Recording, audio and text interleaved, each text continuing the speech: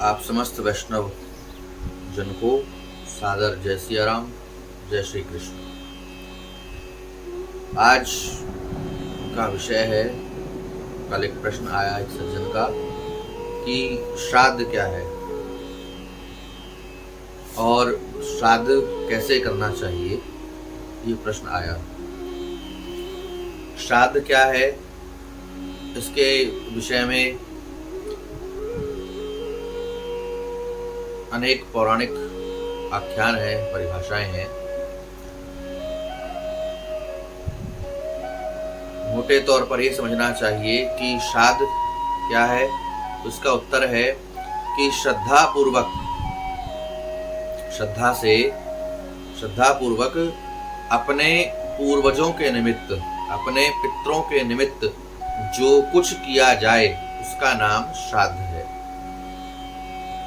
श्रद्धा से युक्त होकर के उनके प्रति कृतज्ञता ज्ञापित करने के लिए, उनके प्रति थैंकफुल होने के लिए, अपनी कृतज्ञता को दर्शाने के लिए, पितरों के, पूर्वजों के लिए उनके निमित्त जो कुछ किया जाता है, अन्नदान, वस्त्रदान, भोजन आदि, उसका नाम श्राद्ध है।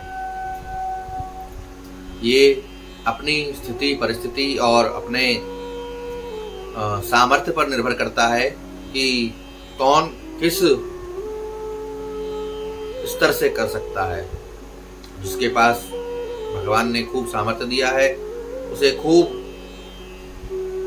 उत्साहपूर्वक श्राद्ध करना चाहिए, अन्नदान, वस्त्रदान खूब करना चाहिए, और बाकी तो जिसका जैसा सामर्थ्य हो उसे वैसा करना चाहिए। पहली बात, घर में जो श्राद्ध करते हैं वो क्या करना चाहिए उसमें? तो श्राद्ध के भोजन में अनिवार्य है खीर। गाय के दूध की खीर श्राद्ध के भोजन में अत्यंत अनिवार्य है। खीर के बिना श्राद्ध अधूरा है। चाहे आप अनेक प्रकार के व्यंजन भोजन बनाएं, लेकिन यदि खीर नहीं है तो खीर के बिना श्राद्ध का भोजन अधूरा है।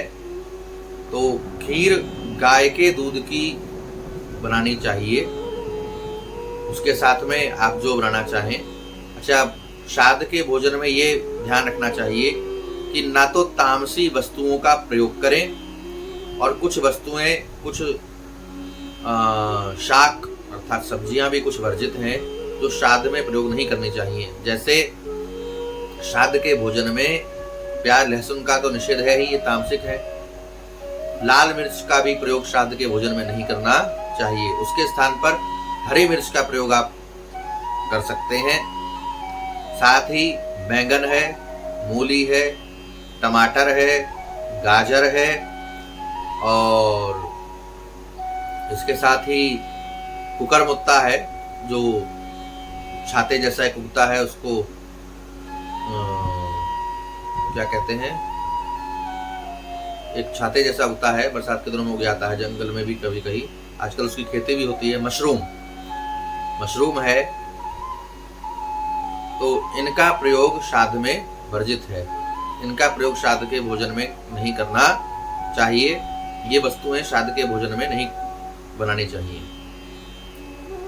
तो सर्वप्रथम खीर बनावे, और खीर बनाकर के रख लेवे, और गाय के गोबर का एक उपला लेकर के उसे सुलगा ले, उसकी कंडी बना ले, जला करके उसको, और फिर उस पर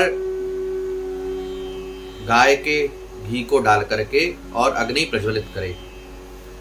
लौंग ले, साबुत लौंग जिसमें फूल हो, ऐसी लौंग 2 लौंग यानी कि लौंग का जोड़ा ले, और देसी घी में डुबा करके उस जलते हुए उपले पर अग्नि में ओम पितृभ्यो नमः कह करके उसमें वो लौंग का जोड़ा डाले।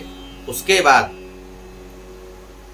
जो खीर बनाई है उस खीर को लेकर के, अगर आपने साथ में पूड़ी आदि बनाई है तो वो लेकर के 7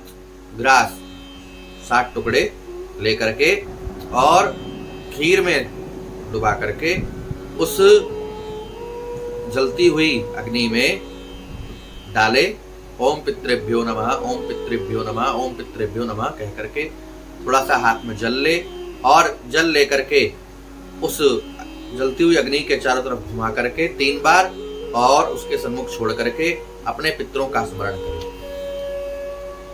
और जो खीर और पूड़ी है उसको गाय को दे।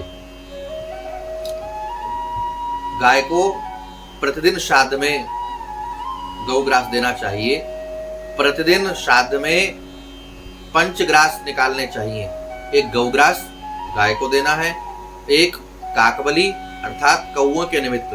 आजकल लोग क्या करते हैं कि हमारे किसी पूर्वज की तिथि है, मृत्यु की तिथि है, उस दिन तो निकालेंगे, बाकी दिन नहीं डालेंगे।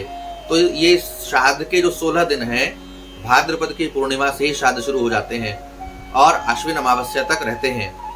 तो प्रतिदिन गौग्रास अवश्य ही निकालना चाहिए पितरों के निमित्त, क्योंकि